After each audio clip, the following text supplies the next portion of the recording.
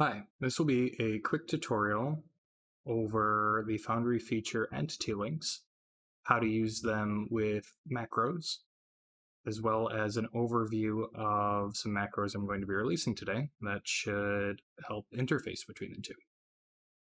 Get started. If we look in chat here, we can see that there is a button, an entity link, to Strong Guy. When you click it, it will open up the entity that it's linked to. Now, you can create these kind of entity links in any rich text field. So that would be biography notes, attack notes, chat, journals, any of those kinds of things. To create them, you just have to edit one and drag a item into the field, and it'll create this string. This string has three parts. One is the type of entity. This one is an actor. Inside the square brackets is the ID of the actor. And inside the curly braces is the label of the button. So as long as the ID is valid, the label can be whatever you want.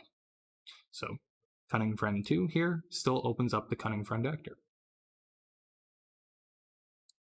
These entity links can be created out of any world data, so actors, rollable tables, scenes, journal entries, those kinds of things, or compendium data. So you can open up a compendium, drop an item into there, and it'll open up the relevant thing. Just by itself, it is already super useful. You can create, say, a backpack item that the description leads to a backpack actor. That is just a loot sheet, so that when you click on this, it opens up your backpack and you see what's inside it, etc. I mean, you can have a journal entity link that is linked to an item that has, the clues to a mystery puzzle with pictures and descriptions. It can be anything. But there is a third type of entity link, which is the macro. So if we go into the macro browser here, and we take the alert macro, when we click on that, instead of opening up the alert macro, it will execute it. So that worked. If we wanted to not have to worry about the ID, we can remove the ID and type the name of it. And it will look at macros, look for a macro named alert, and execute it. The label still doesn't matter. So when we press not alert here, it will find an alert macro, and it will use it. To that end, I am releasing some macros to be used for these kinds of buttons. They are applyBuff, setTarget, useAction, and callMacro. To get them in your game, it will depend on when you're watching this video. There may be a module, or there may be a compendium, or you may have to still copy and paste them from my GitLab. But the basic idea is all the same. Drag them into your game, or copy and paste them into a new macro. Make sure you set the script, and you're done. With these, you can do a lot of cool things. So we're going to go back to our cunning friend here. And he has sneak attack, and he would like to be able to use sneak attack on all of his attacks without having to have a quick action or bonus damage applied manually to every single attack. So what we're going to do here is go into the class features, go into changes and context notes, and we're going to create a entity link to a macro known as useAction. And the way that we'll tell it useAction what action to use is by labeling the button with what it does. And that's it. So When the context note, which shows up during attack rolls, shows up, it will create a button that will use the action sneak attack. So let's go into inventory, create an attack from this dagger, create an attack for dagger, and we'll use it. And we can see in chat here on the side that in attack notes, there's a button for sneak attack. When we press it, it will search Cunning Bren's character sheet, looking for an action that it can do called sneak attack. Here, this is the button that it's going to press. So you press sneak attack, and it'll use it. Now, useAction supports the same kind of modifiers that normal attack actions or actions support. So you can hold down Shift to skip or prompt the dialogue, the same as your character settings allow. Or Control if you're playing this in some other system or with some other features. But all of those apply and get forwarded. If you had, say, a sneak attack and a sneak attack item, you can label sneak attack like macro, useAction, sneak attack, attack, where what's after the pound sign is the type. This won't work because it's not being applied to a character sheet. So, moving on to the next macro, which will be setTarget. setTarget works by setting the current user's target or selection to some keywords. So we're going to have macro setTarget, and what we're going to do is target magic dude.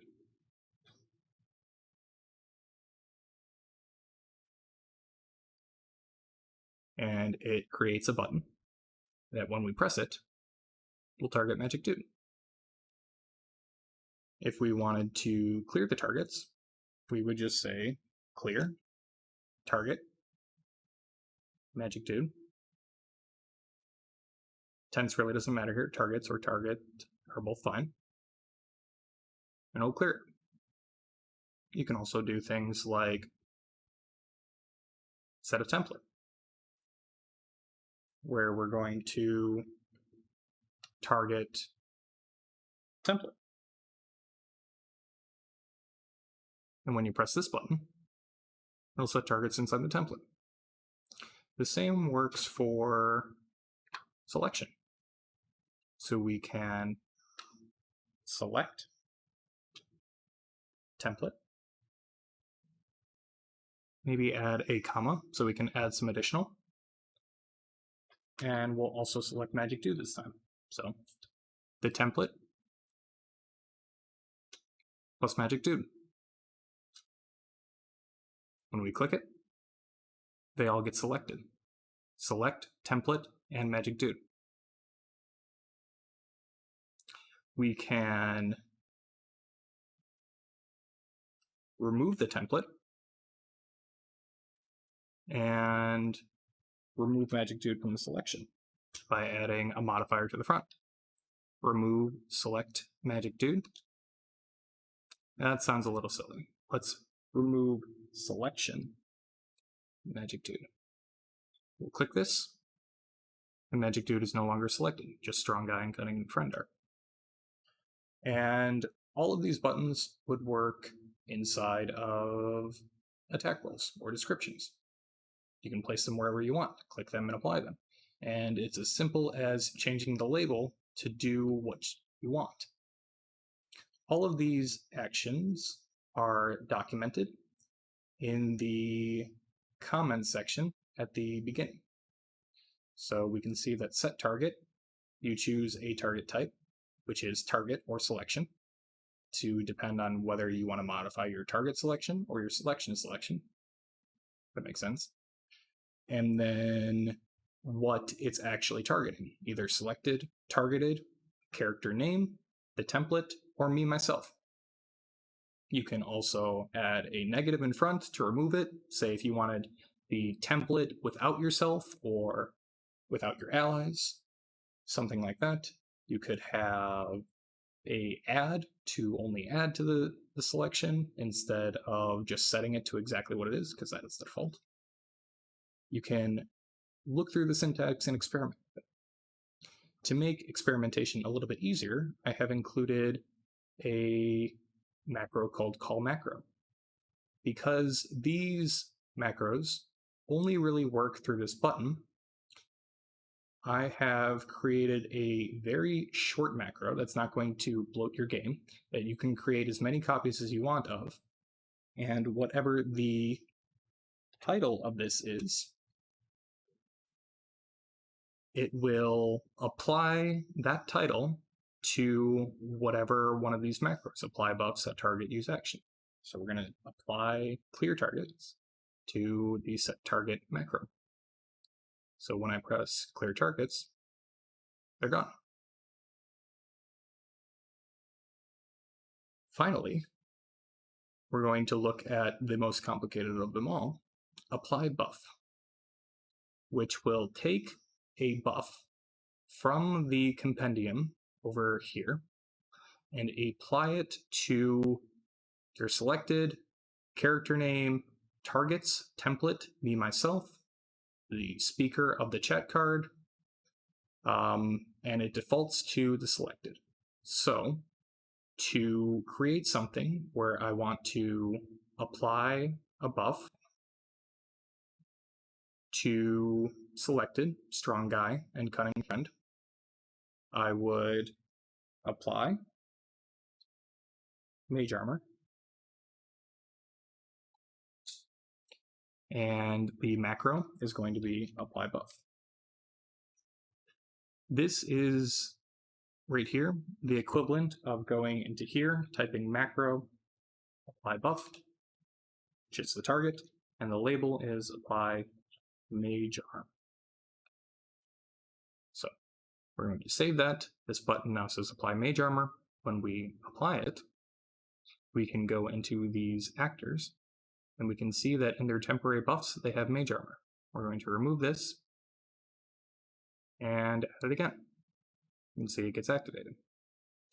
Now, the applyBuff syntax is quite long. You can do crazy things like apply mage armor as spooky armor, and it will create a mage armor called spooky armor that takes all the mage armor details. But since we didn't edit either of them, or we didn't edit strong guy, the mage armor that was already there changed into spooky armor. And change it into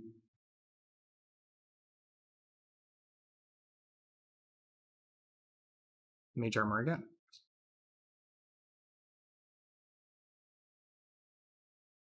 Okay, maybe that one doesn't work.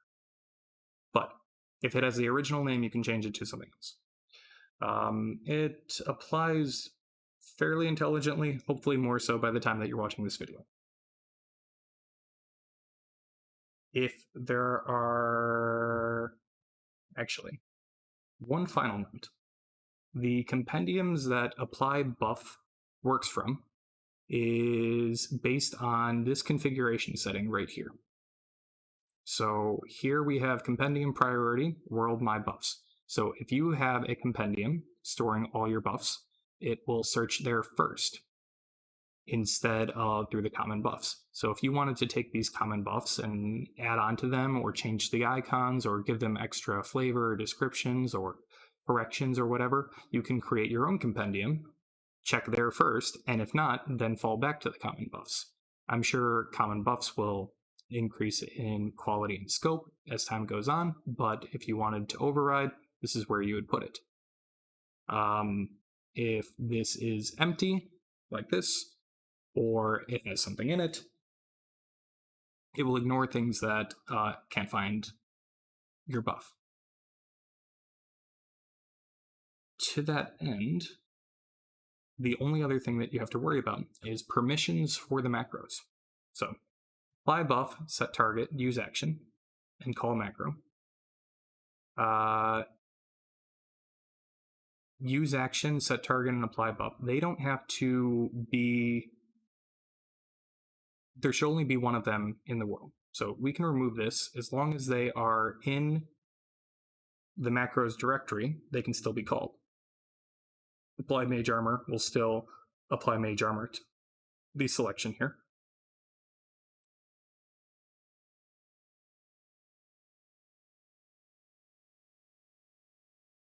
But only if permissions are set for the player doing it. I'm the GM, so I have permission by default.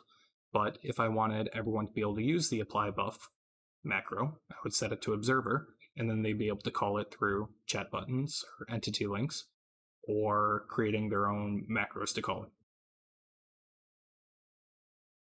I think that is everything. If you have any questions, feel free to ping me on Discord. I might have to release a text addendum, updates, whatever. Hopefully this goes over well and is very useful in your games. Bye.